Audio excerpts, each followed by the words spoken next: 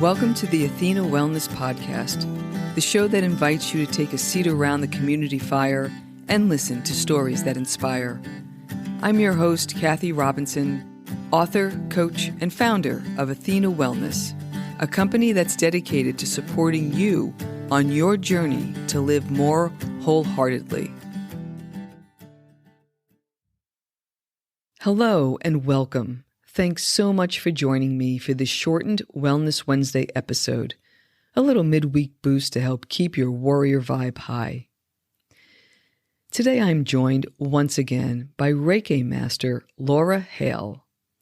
During this discussion, Laura advises those who may be feeling stuck on how to work with their energy to re-engage with life. And now on to the show. I hope you find this conversation helpful. Once again, I'm joined by Laura Haehl. Welcome back, Laura. Thank you. So for this episode, I'd love to explore some of the energy work that you do. And I'm thinking about our listeners in particular that may be feeling stuck or, you said before, this sense of vagueness of just kind of being in one place. What might they be able to do energetically to re-engage? I love this question, and you use the perfect word of stuck. And so to me, I always think of everything in like terms of sort of energy, and energy needs to move. And so if you're stuck, you might not be moving your energy enough. And that sounds kind of like woo-woo and out there. But if you think about toddlers, that's my favorite example, and how they, have a little meltdown and then move right on with their lives. And then, or they get really excited and then they kind of calm back down and move on. Or if you think about animals, when a dog almost gets into a fight, it'll kind of get away from that situation and then just completely shake its entire body. It's shaking off that stuck energy. So for people, you get to pick your favorite thing. You might need to cry. Maybe you need to scream. I like to dance. You could do yoga. You could go for a run. It's doing something with your physical body to move that energy. But even artists, like people who like to paint paintings or make pottery, that kind of thing also works. Gardening, because you're moving in a slow way so that you can kind of let your mind wander. So you really have to decide, is it something intense that you need to move things, or is it something gentle and slow that you need to move things? And along with that, you could be journaling. And then I think the other piece to this is finding the words that you actually need to say. So whether you write them down or say them out loud, if you can get to the actual words that you need to speak, that could actually help shift things quite a bit. So for example, if I feel like I'm upset about something and I'm not really sure what it is and I'm just kind of feeling stuck on that, then I run through just sentence after sentence after sentence until I find the one that actually makes me want to cry and release it. So that's sort of like when you're feeling stuck emotionally.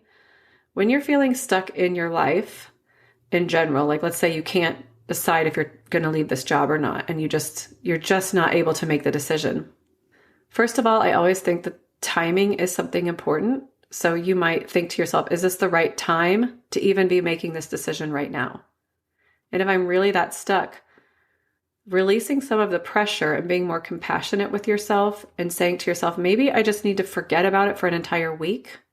Just let some time go by, go do something fun, find other ways to enjoy yourself and then come back to it. Put it in your calendar if you need to. But to me, when I've had times like that before where I'm just constantly thinking about the problem and thinking of the problem and thinking about the problem nonstop, it's almost like blocking up the ability to even make a decision. So if you can give yourself the space, this is another yin or like feminine energy word, space, to allow things to process through, you might come up with a solution that you hadn't thought of before. And I think a lot of people experience this in the shower, like aha moments in the shower. It's like you're doing enough of something in the shower. You're in a place where you're used to being, you're familiar with it, and you're kind of letting your mind just drift and wander. And I think that's another thing that can be really helpful when you're stuck, is just letting your mind just drift and wander. So if you're spiraling down a rabbit hole of thinking about the same thing over and over again, you have to kind of stop yourself and maybe go for a walk, distract yourself with something visual possibly, so that you have something to look at. I always find myself preferring to kind of walk around downtown because there's enough buzz and activity that I'm sort of distracted by all that buzz and activity, and it takes me out of that kind of locked onto that thought process that I'm in when I'm trying to make a decision. So I think space, time, and moving your body are the biggest things. Oh, I think that's great. And, just circling back to timing, it's been my experience. I wonder if it's been the same for you. Those times when we're circling around and we don't know. A lot of times, for me at least, that meant wasn't the time to do anything. And that's such a hard thing when you just want to break out and move forward and try something new, but there is something that is holding you back, and there's a purpose to that. That's a really hard reality to accept because you just want to leave. And so how would you work with energy like that, where it's like, it's not the right time, but boy, you need a change. You just want something to change. For me, what I would actually do is get to the root cause of why I'm feeling so antsy. Mm.